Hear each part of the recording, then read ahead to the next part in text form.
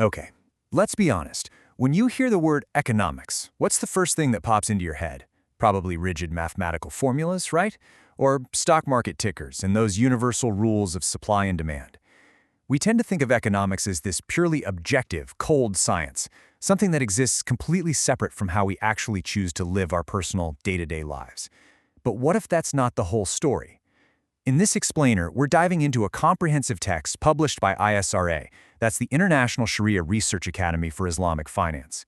And listen, this text doesn't just, tweak conventional economic models around the edges. It presents a complete paradigm shift.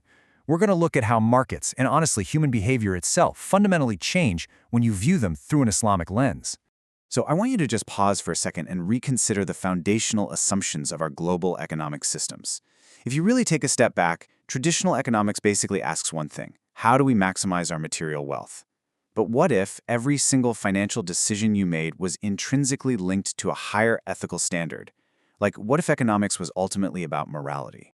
All right, let's look at the massive divide between two totally distinct worldviews here. You've got secular materialist economics, which is the framework pretty much the entire modern world operates on, and it focuses heavily on material wealth and utility. But then, in an integrated Islamic economics framework, you literally cannot separate the material from the spiritual. It's impossible. Economic activities, buying, selling, trading, the whole shebang, are actually seen as acts of worship, provided they're done ethically and according to divine guidance. It's a completely integrated way of living. Here's our game plan for today's explainer. First, the clash of worldviews. Second, redefining the economic human. Third, rethinking scarcity and success. Fourth, the pillars of Islamic economics. And finally, the methodology of integration. Starting right off with Section 1, the clash of worldviews, materialism versus integration. If you think about the Western historical experience, particularly after the scientific revolution and the Enlightenment, there was this very conscious, deliberate separation of church and state. So economics naturally developed in a secular domain. It was heavily influenced by materialism, the idea that only what can be proven through our physical senses actually exists. But Islamic economics, it rejects that separation entirely. In Islamic thought, religion and material dealings are fundamentally, permanently interconnected. You just can't pull them apart.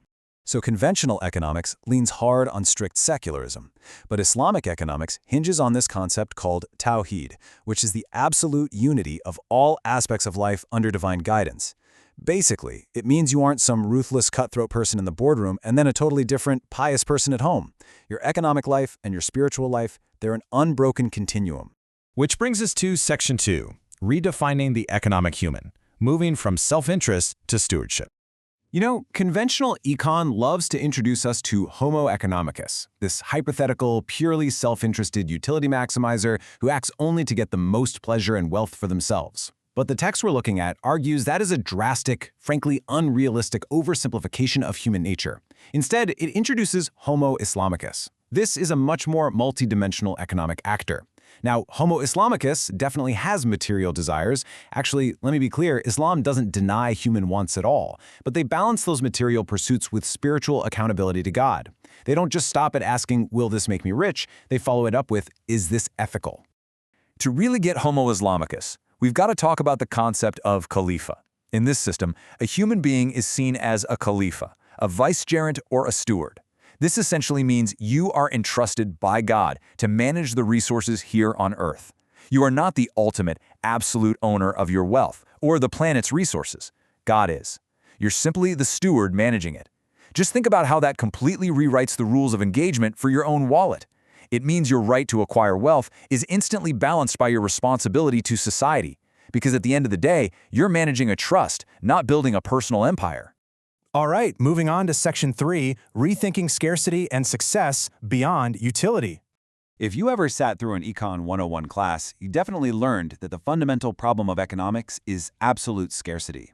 The idea that our human wants are totally unlimited, but our resources are strictly limited.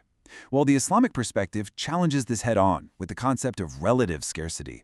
It argues that God has actually provided sufficient sustenance and resources for all of his creations. So the scarcity we experience, it's not an absolute failure of nature. It's a relative scarcity caused by humans failing to properly discover, utilize, or equitably distribute those resources. It completely flips the script, shifting the blame from a stingy universe right back to human inefficiency and injustice. And look, if the core problem is different, the ultimate goal has to be different too. Conventional economics tells us success is all about maximizing utility and consumption. Islamic economics replaces that entirely with falah. Falah means true success, and we're talking success that spans both this world and the hereafter. You achieve falah by balancing material well-being with spiritual fulfillment. So maximizing your profit by exploiting your workers or destroying the environment, sure, that might give you a short-term material bump, but in this system, it ultimately destroys your falah. Let's get into the mechanics in Section 4, Pillars of Islamic Economics, Defining Characteristics. There are 6 core pillars holding this whole framework up. It starts with divine origin, meaning the baseline rules are set by God. Then there's humanness, which recognizes our dual physical and spiritual nature. Third is ethicality, which is absolutely baked directly into the system, not just added as an afterthought. Fourth, it demands moderation, so it strictly forbids both extreme cutthroat greed and extreme asceticism where you own nothing. And finally, practicality and universality. This means the rules have to be realistic, they have to be adaptable to actual human life, and they're designed to benefit all of humanity, not just a select few. Now, tying all these pillars together is this bedrock foundational framework known as Maqasid al-Sharia. These are the ultimate objectives of Islamic law. Basically, every valid economic activity must serve the public interest and prevent harm by safeguarding 5 very specific things: faith, life, intellect, progeny, and wealth. So if someone comes up with a highly profitable business venture, but it harms public health or damages the family structure, it flat out violates the maqasid, and therefore it's economically invalid in this system, no matter how much money it makes. So how does this actually work today? Section 5, the methodology of integration, building the theory. You might be wondering, how do modern scholars actually construct all of this in our current globalized economy? Well, they use a fascinating 3-pronged approach. Islamic economists don't just blindly throw out all conventional Western economics. That wouldn't make sense. Instead, step 1 is to study and discover the normative Islamic principles directly from religious texts. Step 2 is to assess and reform existing conventional theories, basically passing them through a filter to see what complies with Islamic ethics. And step 3 is integration. They take the usable, ethical parts of conventional economics, infuse them with Islamic values, and build a unified theory. It's a really highly analytical process of synthesis. Because of that synthesis, the textbook positions Islamic economics as a fiercely multidisciplinary science. You literally cannot treat it as an isolated mathematical silo. Scholars have to blend social science, history, political science, and deeply technical Islamic jurisprudence, which is known as fiqh. It requires this incredibly broad, holistic understanding of exactly how human systems interact with divine law. Which really brings us to the ultimate, overarching goal of this entire discipline. To quote the text directly, humankind has a serious task as Allah's vice-regent on this earth. Hence, life is a test where one is made accountable for all one's deeds. So the market isn't just a place to make a living or make a buck. It is literally a testing ground for human morality. And that leaves us with a pretty profound question to chew on today.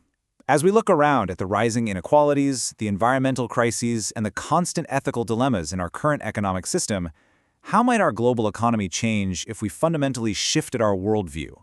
Like, what if we actually prioritize stewardship and holistic success over a constant fear of absolute scarcity?